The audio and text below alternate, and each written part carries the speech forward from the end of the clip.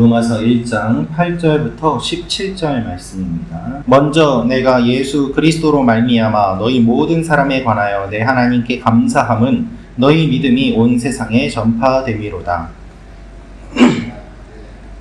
복음 안에서 내 심령으로 섬기는 하나님이 나의 증인이 되시거니와 항상 내 기도에 쉬지 않고 너희를 말하며 어떻게 하든지 이제 하나님의 뜻 안에서 너희에게로 나아갈 좋은 길 얻기를 구하노라. 내가 너희 보기를 간절히 원하는 것은 어떤 신령한 은사를 너희에게 나누어 주어 너희를 견고하게 하려 함이니 이는 곧 내가 너희 가운데서 너희와 나의 믿음으로 말미암아 피차 안위함을 얻으려 함이라. 형제들아, 내가 여러 번 너희에게 가고자 한 것을 너희가 모르기를 원하지 아니하노니 이는 너희 중에서도 다른 이방인 중에서와 같이 열매를 맺게 하려 함이로되 지금까지 길이 막혔도다. 헬라인이나 야만인이나 지혜 있는 자나 어리석은 자에게 다 내가 빚진 자라.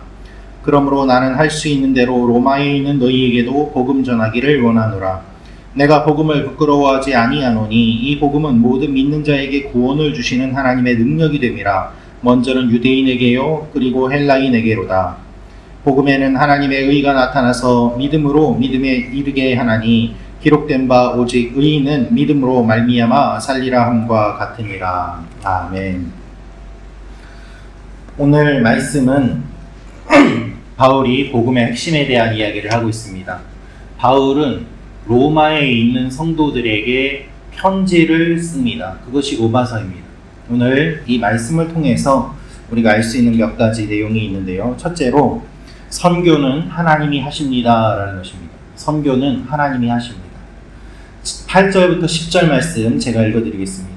먼저 내가 예수 그리스도로 말미암아 너희 모든 사람에 관하여 내 하나님께 감사함은 너희 믿음이 온 세상에 전파됨이로다. 내가 그의 아들의 복음 안에서 내 심령으로 섬기는 하나님이 나의 증인이 되시거니와 항상 내 기도에 쉬지 않고 너희를 말하며 어떻게 하든지 이제 하나님의 뜻 안에서 너희에게로 나아갈 좋은 길 얻기를 구하노라. 바울은 로마에 있는 성도들을 만나고 싶은데 만나지 못하는 상황에 있으니까 먼저 편지를 써서 보내고 그들에게 자기 자신을 소개하고 또한 복음을 소개하는 것, 그것이 로마서입니다. 그러면 우리는 질문을 할 수 있겠죠. 바울이 로마에 가서 복음을 전하지 않은 상태에서 로마에 있는 교회는 어떻게 세워졌을까라는 거예요. 이미 로마에 교회가 있고 사람들이 모여서 예배를 드리고 있고 거기에 바울이 가고 싶지만 못 갔기 때문에 이 편지를 쓴다면 그러면 이 로마에 있는 교회는 누가 복음을 전했을까라는 것입니다. 성경에는 나와 있지 않습니다. 누가 로마에 있는 교회를 개척하였는지 등장하지 않습니다. 우리는 모릅니다. 우리가 아는 것은 바울이 가기 전에 이미 로마라는 그 중심의 도시에 교회가 생겨져 있었다는 것입니다. 사도행전에서 성령의 역사가 일어났을 때 사람들이 방언을 하였고 그 방언하는 것을 듣고서 유월절과 오순절을 맞이해서 사람들이 왔던 그 각 지역의 사람들이 저마다 자기 나라 말로 복음 전하는 것을 듣고 놀랐습니다.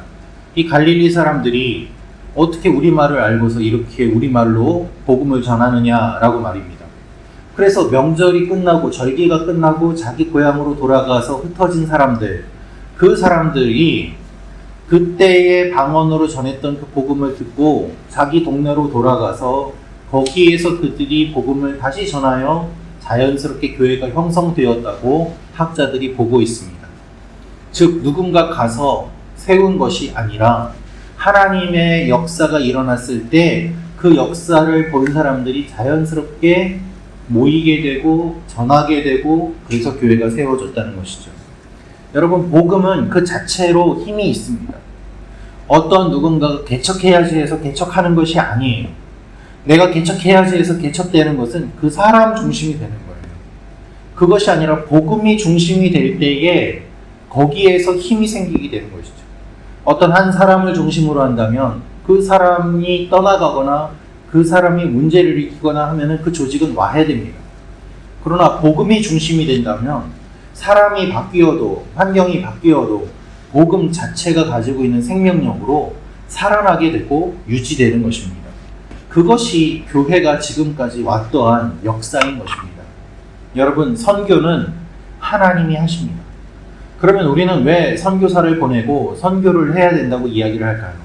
그것은 하나님이 하시는 일에 동참하기 위함이에요. 내가 헌신하면 하나님의 일에 동참하는 것이지만 헌신하지 않고 그냥 내 마음대로 살면은 하나님은 하나님의 일을 하시고 분리가 되는 것이죠. 그 은혜의 자리에 들어가지 못하는 거예요. 그 하나님의 역사를 보지 못하는 거예요. 폭포가 쏟아지는데 그냥 멀리서 구경하는 사람과 폭포 이야기만 듣는 사람과 직접 폭포 아래에 들어가서 그 폭포의 물줄기를 맞는 사람은 느낌이 완전히 다른 것처럼 하나님의 역사에 대해서도 그냥 귀로 듣는 것과 내가 현장에서 보는 것과 참여하는 것은 엄청나게 큰 차이가 있는 것이죠. 우리의 기도도 역시 마찬가지입니다. 하나님이 우리의 필요를 다 아신다고 하는데 우리가 왜 기도할까요? 그것은 하나님은 아시지만 내가 내 필요를 모르기 때문에 기도하는 것입니다.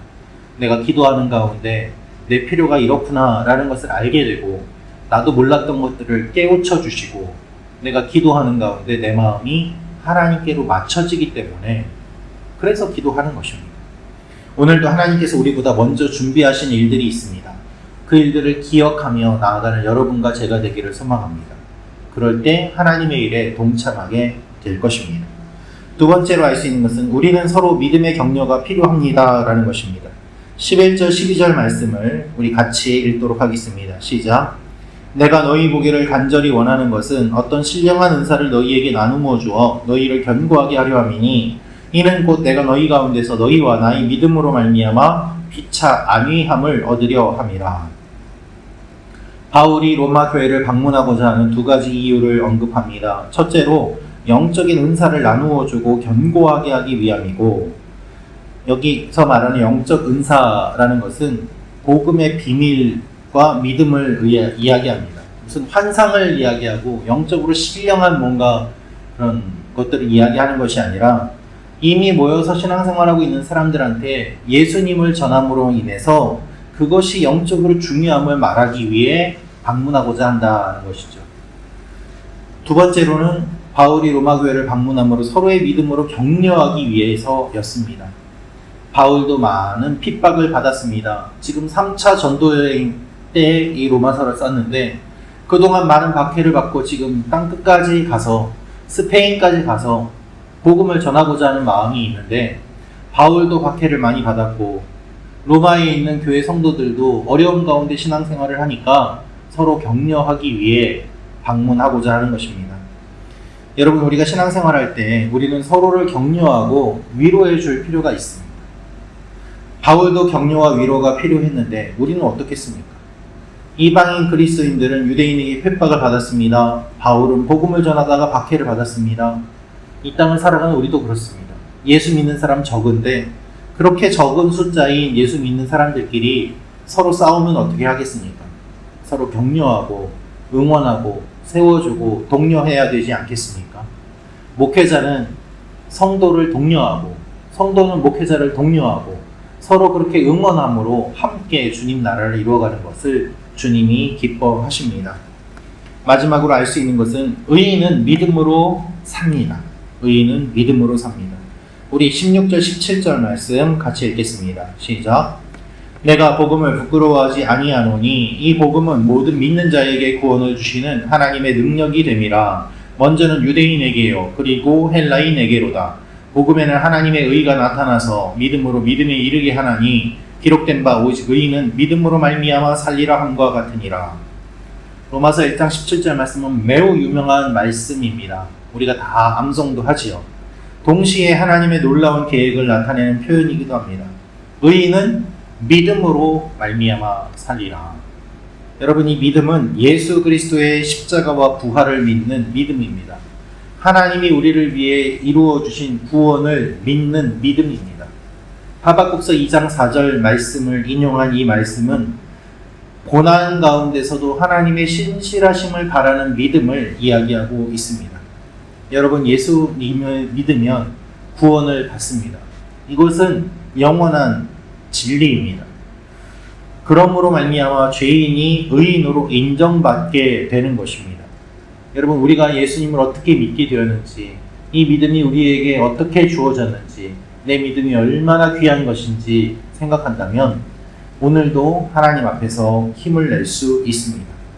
오늘도 주님이 주신 이 믿음의 의미를 기억하며 하나님 앞에 나아가는 여러분과 제가 되기를 소망합니다. 믿음이 이깁니다. 기도하겠습니다. 참 좋으신 아버지 하나님, 복음의 귀한 진리를 말씀을 통하여 알려주심을 감사합니다. 우리가 예수님을 붙잡고 나아가게 하시고 서로 격려하게 하시고 오늘도 믿음으로 승리하게 하여 주시옵소서. 우리 교회 성도들 한 사람 한 사람을 붙잡아 주시고 흔들리지 않게 하시고 서로 격려하고 중보하고 응원하고 지지함으로 말미암아 하나님의 몸된 교회가 든든히 세워져 가게 하시고 홍콩 우리 교회가 하나님 앞에 계속해서 쓰임받게 하여 주옵소서. 주님께서 이 아침에 우리를 불러주셨사오니 은혜 주실 것을 믿사오며 예수님의 이름으로 기도합니다.